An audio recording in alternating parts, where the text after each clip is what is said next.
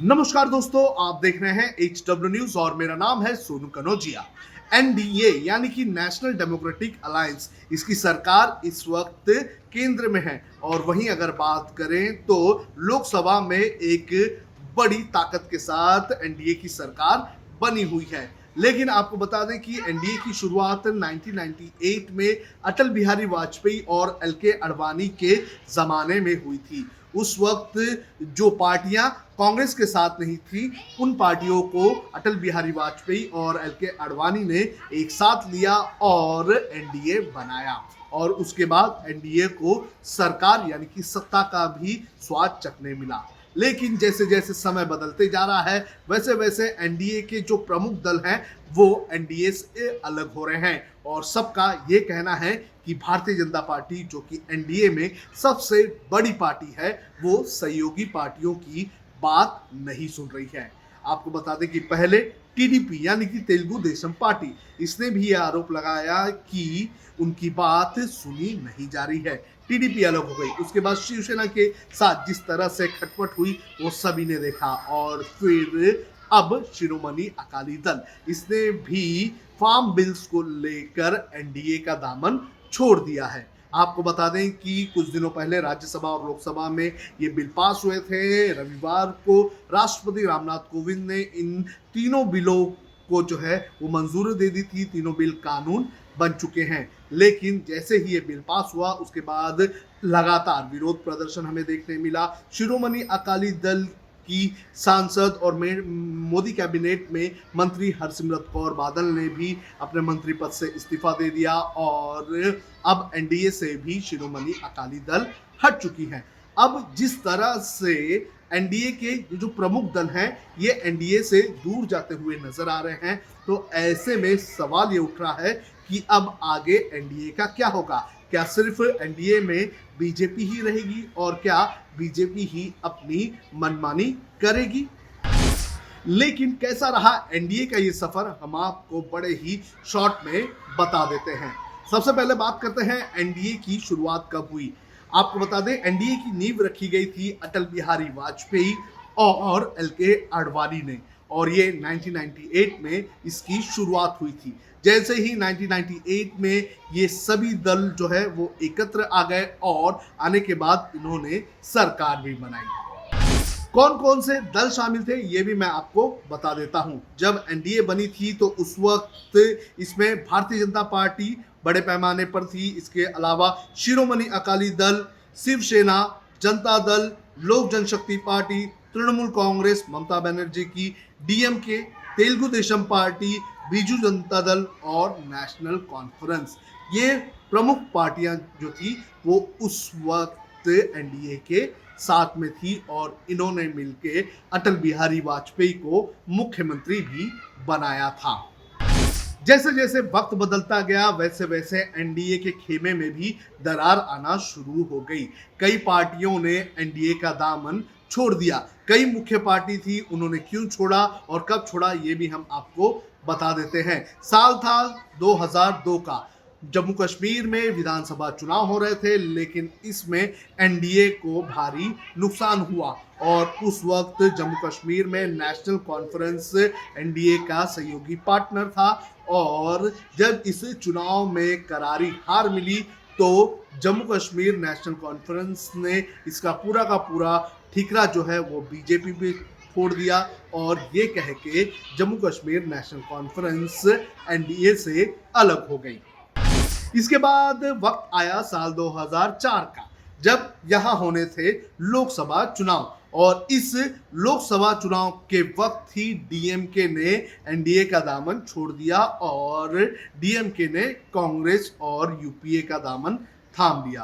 तो दूसरी पार्टी जो अलग हुई वो थी डीएमके। फिर वक्त आया 2007 का, जब एनडीए की सहयोगी पार्टी तृणमूल कांग्रेस ने भी एनडीए का दामन छोड़ दिया। आपको बता दें कि एनडीए को छोड़कर टीएमसी कांग्रेस गठबंधन में शामिल हो गई थी। 2004 जो चुनाव हुए थे उसके अंदर एनडीए को बड़े पैमाने पर हार मिली थी और कांग्रेस की यहां पर सरकार बनी थी। मनमोहन सिंह कांग्रेस की तरफ से प्रधानमंत्री बनाए गए थे, इसलिए 2007 में तृणमूल कांग्रेस ने एनडीए का दामन छोड़ा और वो कांग्रेस के साथ अपना गठबंधन करने में चली गई। इसके बाद वक्त आया 2009 का, जब बीजू जनता दल ने भी एनडीए का दामन छोड़ दिया। आपको बता दें कि बीजू जनता दल ने जो चुनाव होने थे, आम चुनाव होने थे 2009 में, उसके पहले ही उन्होंने अपना गठबंधन जो है वो एनडीए से तोड़ दिया, लेकिन वो यूपीए में भी शामिल नहीं हुए। आज भी अगर बात करें तो बीजू जनता दल का ज़्यादा झुकाव जो है वो एनडीए की तरफ ही होता है। आपको बता दें कि जब भी बीजेपी को कोई बिल पास करवाना होता है राज्यसभा में, तो वो बीजू जनता दल जैसे दलों का समर्थन एक्सपेक्ट करती है ऐसे बिलों को पास करवाने के लिए, क्योंकि बीजू जनता दल, वाईएसआर कांग्रेस, टीआरएस ऐसे कुछ पार्टियां हैं जो ना तो बीजेपी के साथ हैं और ना तो कांग्रेस गठबंधन के साथ है। तो लोकसभा हो या राज्यसभा, और खासतौर पर इस वक्त राज्यसभा में इनकी भूमिका अहम हो जाती है। बिल पास करने और बिल गिराने में ये बहुत ही अहम रोल प्ले करते हैं। तो 2009 में लोकसभा चुनाव के पहले एनडीए से बीजू जनता दल यानी कि नवीन पटनायक की पार्टी वो भी अलग हो गई थी। फिर वक्त आता है साल 2013 का। ये 2014 आम चुनाव के पहले का वक्त है। आपको बता दें कि इसके पहले जेडीयू ने भी एनडीए का दामन छोड़ दिया था, लेकिन 2015 में वापस से उन्होंने एनडीए का दामन थाम लिया। आपको बता दें कि 2013 में एनडीए से अलग हुई नीतीश कुमार की पार्टी। इसके बाद जो बिहार में विधानसभा चुनाव हुए थे, तो बिहार विधानसभा चुनाव में 2015 में जेडीयू ने कांग्रेस और लालू प्रसाद यादव की आरजेडी के साथ मिलकर अपनी सरकार बनाई थी, लेकिन 1.5 साल तक ही ये सरकार चली और उसके बाद नीतीश कुमार ने अपना जो गठबंधन है कांग्रेस और आरजेडी के साथ उसे तोड़ दिया और वापस एनडीए गठबंधन में शामिल हो गई। लेकिन वक्त आया 2018 का, जब बीजेपी और एनडीए के बड़े दल बीजेपी और एनडीए से अलग हो गए। इसमें सबसे पहला नाम है तेलुगु देशम पार्टी का। आपको बता दें कि साल 2018 में तेलुगु देशम पार्टी के मुखिया चंद्रबाबू नायडू ने ये आरोप लगाया था कि उन्हें प्रधानमंत्री नरेंद्र मोदी से मिलने के लिए भी 7 दिन से इंतजार करना पड़ रहा है। इसके अलावा उन्होंने ये भी आरोप लगाया था कि भारतीय जनता पार्टी के जो नेता हैं, जो आला नेता हैं, वो सहयोगी दलों की नहीं सुन रहे हैं। तो इसी के चलते साल 2018 में तेलुगु देशम पार्टी, जो कि एक बड़ी पार्टी रही है हमेशा से एनडीए में, उसने अपना दामन छोड़ दिया था। इसके बाद 2015 से एनडीए के साथ रही उपेंद्र कुशवाहा की पार्टी और जतिन राम मांझी की पार्टी ने भी एनडीए से अपना दामन छोड़ दिया। आपको बता दें कि 2019 लोकसभा चुनाव के पहले इन पार्टियों ने अपना दामन छोड़ दिया था। आपको बता दें कि ये सीटों के बंटवारे को लेकर मतभेद हुआ था और इस मतभेद के चलते इन्होंने अपने आप को एनडीए से अलग कर दिया। इनका भी ये आरोप था कि जो बीजेपी है, बीजेपी के नेता है, बीजेपी के मंत्री हैं, वो आजकल सहयोगी पार्टियों की नहीं सुनते हैं। वक्त आता है 2019 का, जब एनडीए की संस्थापक सदस्य रही शिवसेना ने भी एनडीए से अपने आप को अलग कर दिया। आपको बता दें कि 2019 में जो चुनाव हुए थे महाराष्ट्र में, इस चुनाव के बाद दोनों पार्टियों के बीच यानी कि बीजेपी और शिवसेना के बीच हमें काफ़ी मनमुटाव देखने मिला।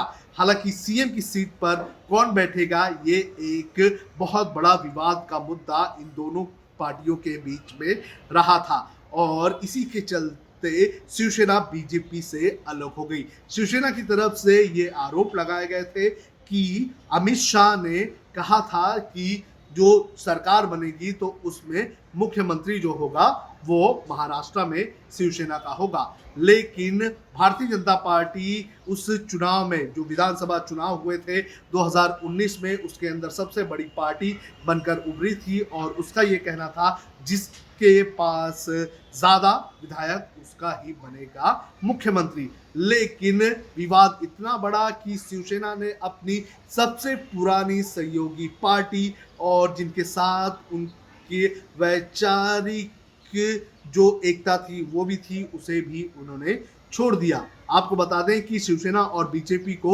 नेचुरल अलायंस कहा जाता था, लेकिन 2019 विधानसभा चुनाव के बीच दोनों के बीच इतना मतभेद हुआ, दोनों ने एक दूसरे के ऊपर इतने कीचड़ उछाले कि दोनों को अलग होना पड़ा। इतना ही नहीं, शिवसेना को अपने विचारों से अलग काम करने वाली कांग्रेस और राष्ट्रवादी कांग्रेस पार्टी के साथ मिलकर सरकार बनानी पड़ी।